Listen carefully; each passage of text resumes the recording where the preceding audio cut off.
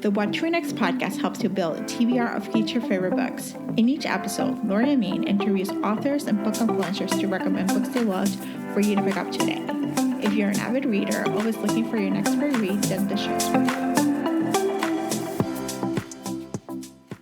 Hi, Cat. Welcome to What to Read Next podcast. Hi, Laura. So happy to have you here. Tell us a little bit about yourself. Hello, everybody. My name is Cat Wynn. I am a writer of spicy, smutty, high heat, whatever you want to call it, rom-coms, and also of quote unquote unlikable heroines. And I am currently working on the second in the series of my books. I just published one called Partner Track, which I know you'll talk about briefly.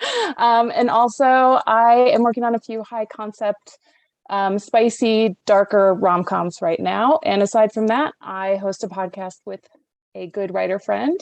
Her name is SJ Tilley. The podcast is called Tall, Dark, and Fictional, which is a podcast about romance fiction by romance writers. And that's me. And I have 2 dogs. I love this. Okay, so how did you start the podcast? Tell us a little about the podcast. Tell us the podcast or fellow podcast listeners why we should listen to and your origin story. Okay, the origin story of the podcast is that I love to talk. And I am often talking to myself in the car, just either by myself, purely like a one-on-one person conversation, or I am talking back to a podcast. So at some point, I was like, I think I need to integrate these things. I think I need to actually make a podcast. And the only thing I do really is read romance, talk about romance, and write romance. So I was like, put the things together, right? Peanut butter and jelly. And that's how we started the podcast. My friend SJ Tilley, I don't know if you're familiar with her. She's like a pretty popular writer, but she's new on the scene, as am I. And we just have people on, much like you, just to talk about writing, the writing process. And also we talk about books that we like. If we really love a book, we will do an entire podcast dedicated to that book. So, and just like, it's been really cool making writer friends and people in the writing community, just like book reviewers too, that kind of thing. I love this. And so what kind of books have you feature? What have we reviewed specifically? Yeah. Okay, so this is going to be a spoiler of one of my most recommended books, but one of the books that I always recommend is Lothair by Cressley Cole, and we did an entire episode on that. And I am obsessed with that book because that was one of my gateway books into romance. That was, for some reason, that book really speaks to my soul. It shouldn't, probably, like on every level, it should not, because I just, I'm not like proud to say this necessarily because it's featuring like a very questionable hero. But I love it so much. Another one we did was Devil in Winter. I'm spoiling all the books that I read. Devil in Winter was another one of my favorite, another one of my gateway romances. I'll talk more about that, I'm sure, later. And then what else have we done? God, I think we've done like 45 episodes. So we're working on it. We're not at your level. It is okay. I don't it's okay. We're just doing our best here, okay? We just are doing our best. You're doing more than enough. Like, I was just telling you beforehand, I have a well-oiled machine. Somehow it just works and I produce a lot of more episodes, but that's just my own thing. So I mean, I will say it's not that I'm doing enough. It's that I'm always doing too much and mostly like not to the best of my ability. just putting it all out there and seeing what sticks. I like to throw spaghetti at the wall. So, but it's a great podcast. You guys should all listen to it. Yes. Oh my gosh. You all have to listen to it. And especially if this is another romance podcast, like we get to discover. So you should come on. There we go. Yay. Me recruiting. I'm always recruiting people. There we go. All right. So let's chat about Partner Track. Tell us the elevator pitch. Oh, okay. Let me pull it up really quick because I'm just going to read it straight from. Is that allowed here? Am I breaking a law? Yeah. Okay. All right. Partner Track. A lawyer tired of being overlooked by the boys club at her firm is torn between lust and loathing when the king of the Ivy League rich boys and her recent one-night stand walks straight into the partnership position she's been gunning for. So basically, it's about a woman who really wants to be promoted, as many of us have in our professional careers, and she sleeps with a man who later steals that promotion. So, and that's just the beginning. So, this idea really came to me from, I don't know if you've ever seen the very first episode of Grey's Anatomy. Mhm. But Meredith Grey, spoiler for anybody, this is from like 2004. Meredith Grey sleeps with her boss the night before her first day at the hospital. So a little bit of inspiration there. You have me at Grey's Anatomy. Yeah, right. It's the ultimate bingeable pandemic, immersive experience. I have a friend who just binged on the whole of Grey's Anatomy, spent like a month and a half just watching all 18 seasons of it. Seriously, 700 episodes, I'm sure. More Yeah, than that. Yeah. more than that. I don't A know. thousand. Yeah. you know. Just enough or too much. It's one of those shows that's so freaking addictive. Like once you watch it, you can't stop watching it. And you're like, it's so out of the scope. And yet you're like, I can't stop watching this. It really stayed with me, clearly. Yeah. I was drawing from it decades later. So Yeah. All right. completely. So let's chat about the journey to publication. What was it like for you? It was easier for me than it probably should have been. And story of my life is just like, again, doing things until I get the thing I want.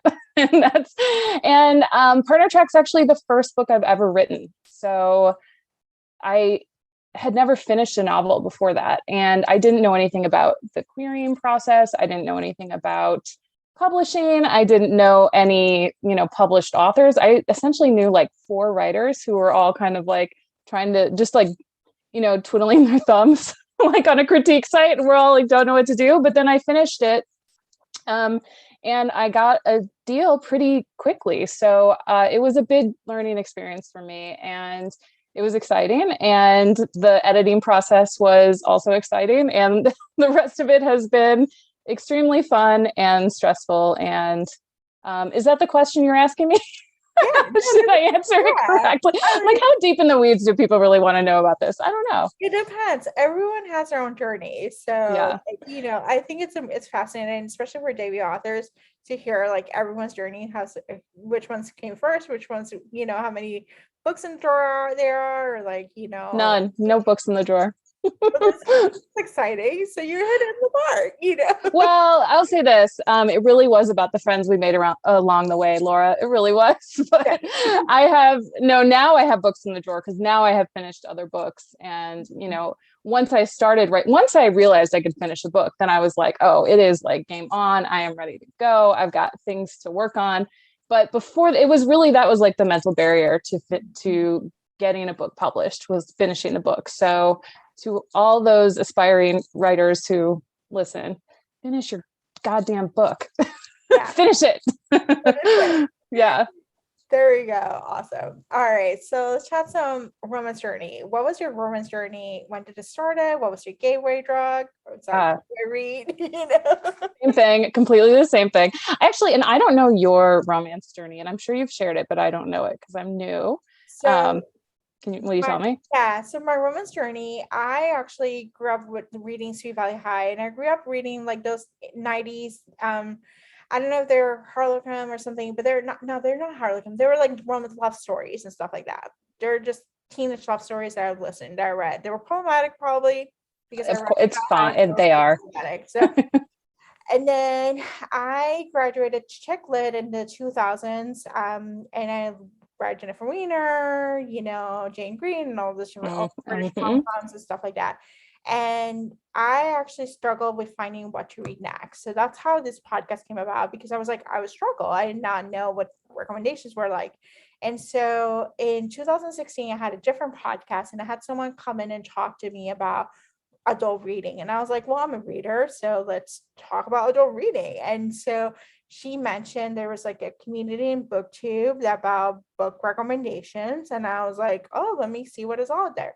And so I found a video. Those creators are no longer there, but I found a video about new adult romance. And so I started reading the off-campus series about Kennedy. And I had an experience. I used to work in a college, so I was like, oh, it just reminds me of like my experience working in college, and it was like romance and stuff like that. And I did not realize, I was like, there's a whole wide genre of romance books. And so that started my journey. I read mostly self-published books for the first couple of years. Love that. I graduated to traditional publish. And at the same time, I started this podcast. Did not know what it was going to be about, but it's here and here or there. And so I've been reading romance since 2016, and I've read about, like, I would say about 1,000 books or something like that. Yep. You know, like I literally spent 2016, 2018 reading like 500 books.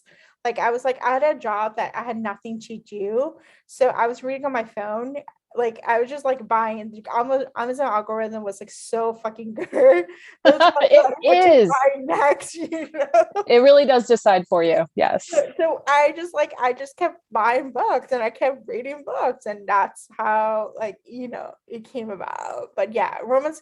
I read some historical. Right now I'm in a paranormal newbie because I cannot deal with straight white men or straight men. I feel that. So I need men with magical powers or aliens or vibrating dicks, whatever it is, that's what I'm going for. So I'm reading paranormal. That's like new to me genre, but I spend time reading historical. I spend time reading like indie and like regular publishing and anything in between. So okay, can I ask you a question then? I'm not trying to throw you off your normal path here, but are you reading / have you read Catherine Moon's Reverse Harem, A Lady of Rookscrape Manor, and the newest one? What's it called? Because it is what I'm reading right now. I have not. I have not. I have The Company of Fiends. I need to read this because I actually am interested in Reverse Harem. And so I'm curious to hear, So please tell me. Okay. This book, and why should I read this? Okay. I have not read A Company of Fiends yet, except for like the first few. Right. So let's talk about A Lady of Rookscrape Manor. We have a gargoyle. Was that it? No, I'm sorry.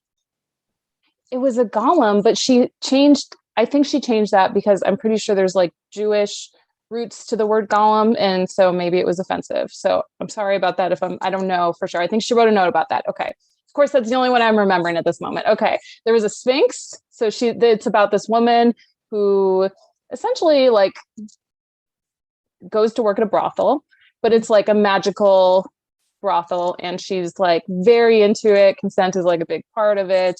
And she has many different men who she entertains her. So there's kind of like a Dr. Jekyll, Mr. Hyde character.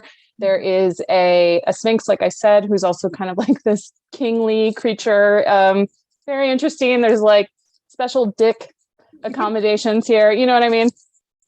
There's also like a marble statue man. So I think that's what she's changed it to. And then there's a man who goes invisible sometimes. And I can't remember if I'm missing anybody because I feel like I am. And I've read this so many times that now I'm on the spot. So I'm freaking out. But essentially, it's a little porny, right? Like people would call it that, I think. But I saw somebody describe it online as decadent. And I would agree with that assessment. It is a decadent read. And I am here for that. There is just something about reading a book where you just know the author is going to deliver on every single page. That is just so exciting and you will stay up all night for, and I highly recommend it. That's from me. So I have been reading that. I lost track. And then I am supposed to answer your question about my origins to romance too as well, right? Do you want me to answer that? Yeah, let's hear about your origin story. Okay. But did I sell you at all on Our Lady of Rookscrape? Yeah, because here's my thing of Reverse Harem. The Reverse Harem that I read 2 of them. They were bully and Reverse Harem, and I could not deal with that. Like I was like, it's a little too much of like bully and like alpha heroes and stuff like that. I need like a little more fluffier than that. Yes. Yeah. Okay. Yes. Then this is definitely for you. There's also a vampire. I forgot about him. So I'll just put it to you this way. There's definitely no bullying, none whatsoever. It's a very cohesive group of people.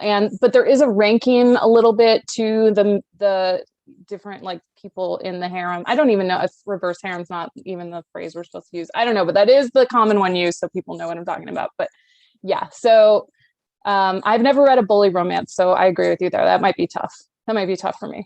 But okay, so I'll tell you my origin story for reading romance. And I've told this on my podcast too. When I was 11 years old, which is too young to be reading most romances, doesn't matter though. My grandfather, who is also a writer, but who I didn't really know, like I didn't have a relationship with him, but I knew that he was kind of like this mystical figure and also a writer, and I was really fascinated by that. He sent a box of used books to my house one day, and I don't know why to this day he did it, but I was the only one in my family who like cared. So I was just like going through all these books, like I was such a like big reader, as most of us were and are. And I found two books in there that I, to this day, have stuck with me. One was The Robber Bride by Margaret Atwood. Again, I was 11 and I shouldn't have been reading that, but even at 11, I was like, this is beautifully written. Like, what a beautiful story of four women, although also a harrowing story. But the other book was Whitney, My Love by Judith McNaught, which I don't know, is a seminal text of the historical romance genre. It is a horribly disturbing story on many levels. A man, sells his daughter to another man, and there is a lot of non-consent happening. And, the creepiest part of the book to me is that Judith McNaught named the main characters Whitney and Clayton after her son and daughter. So that's not a happy. And I didn't know any of these things at the time. So, clean slate, right? I was 11. And the first time I read it, I had my like tiny little mind blown. I just didn't know that you could write stuff just about a relationship. I thought that was like always the side part of a story, like a more important story that we were telling. That's kind of what like we're taught is good literature. But I thought it was amazing. And I didn't read another. I was also like deeply ashamed and embarrassed because I come from like this puritanical background, just bad times, bad news, right? Not there anymore, of course. So 20 years later, I went to revisit that book, and I went to look on like the library app on my phone, and I couldn't find it there, but it led me to Lisa Kleypas, who is an amazing historical romance writer. And I thought, okay, I'm going to read this. And it was Devil in Winter, and it blew my mind again. I was like, I can't believe where has this been? And then I proceeded to read like 700 historical romances in like a matter of months. And then from there, the world is your oyster after that. Like once I kind of like dropped the veil of shame, it was just like, now I'm like wrecking you, Lady of Brooksgrave Manor. I'm like, let me tell you about this cat dick that you're going to experience. this human hybrid cat dick. Or vibrating dicks, or right, or whatever it is. Or shame is gone. Yeah, I mean, whatever you like, we can serve it up. And I mean, I guess I should say, like, not the least of these things is that I wrote my own romance as well, and that is not light on the smut. So that's my story. I love that story. I love the fact that you revisit it and you discover the historical romance, like there's a whole wide game, and then it's like, and then you realize it's like more and more and more of never ending. Never ending. Yeah. You can be in romance all year long, or like all your life, and you're still not going to read all of them out there, And that's what I say, like, even as a writer too, like, I think there's a lot of scarcity, like fear to being a writer. I'm not going to find my readers, or there's not space for my book, but that is untrue. Romance is unlimited. The limit does not exist. The space is unlimited. Write your book, make your art, put it out there.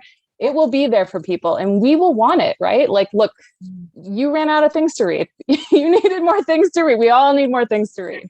Yeah, and honestly, like romance readers are voracious. I mean, there's none other. It's give me all the candy all the time.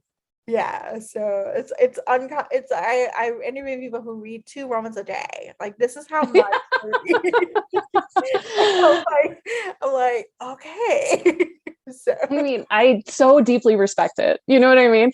Now that I'm like a writer of romance, it's harder for me to read as much as I did, because I find it to be a little bit like distracting from, you know what I mean? Or I can start comparing myself to other writers if I'm like actually in the middle of a draft. So when I'm kind of like in between, when I'm like letting something rest and I'm waiting to edit, that's when I'm just like reading everything. But I'm always reading something. Let's be real. There's always something going on.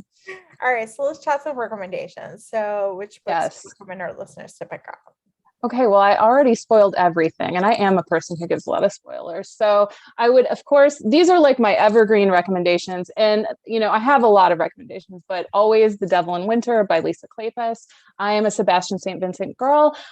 I know that's a little bit controversial because there's like a Derek Craven kind of faction that is very strong. They have a lot of muscle, but no, I mean, Lisa Kleypas can write banter and seduction, and the depths of her characters is so chef's kiss unparalleled. And I just really admire it and admire what she has done.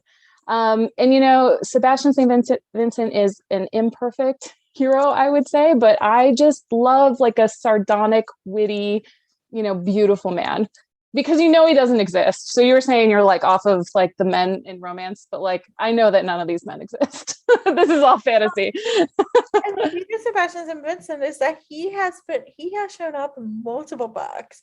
He's in Fan favorite. He's in spring, he's in winter, but then he's in the Ravenels in at least 3 books in the Ravenel. So like, he might be a vampire. Yeah. Which Lisa Kleypas, write that book.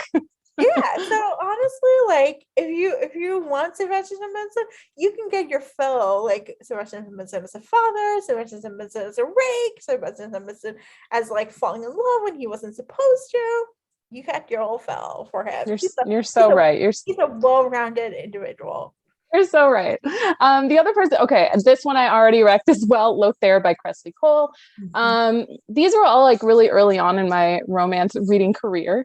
And so if you're going to take Sebastian St. Vincent and like turn him up 1,000 notches and make him just like, bring out his evil side, I think that's going to be Lothair. Now, have you read Lothair? Is that one? No, I tried Cressley Cole. I like her Mafia. I really like that series. And I tried the first book on the Cressley Cole series. That was your mistake. And then I was like, I could not get into this, but I want to tell you, it's all about timing. It's all about season. So How do I start it? Like, do I need to read? Okay, here's my question about this Cressley Cole series. Do I need to start at a certain point, or can I read out of order? Or is there a character arc that overall, it's like, I know Slight Changeling series is the same thing. Like, you need to read them in order.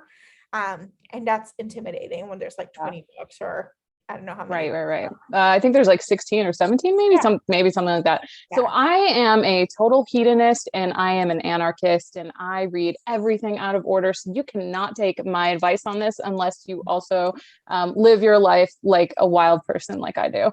But I will say this, the first one, they're all standalones. So you don't have to read them in order.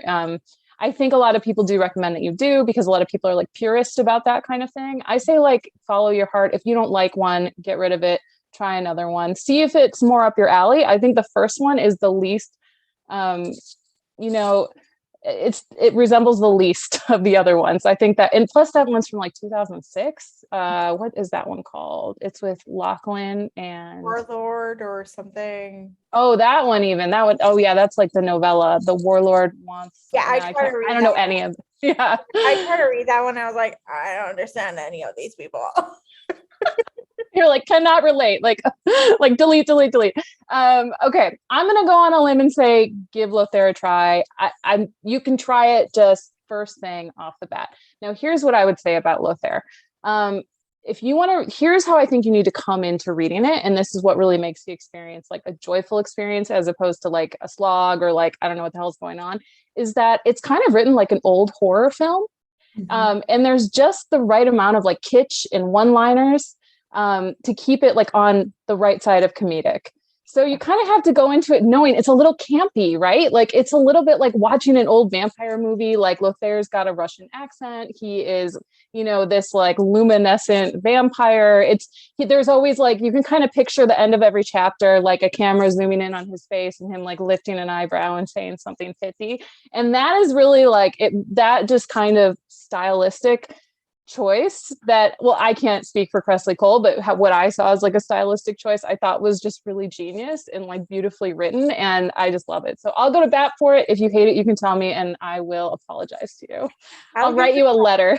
I'll give it a try. So that's probably gonna be my next book in my paranormal, Did I do a good job pitching it? You did, because I'm like, I hated the first book, I hated the other book, maybe I'll give this a try, Yeah. And you had me a vampire, Well, then that was easy. I mean, and also like if you like a creepy hot villain guy, I mean, like, I love when a writer can make me root for a creepy, weird guy. Because in real life, that is absolutely never happening, right? Like, never. So it's really getting us a moment to come out of that, like, to just live in fantasy again. Okay, I'll give you. I hope I'm not. Am I talking just so much? I'm such a. You're fine.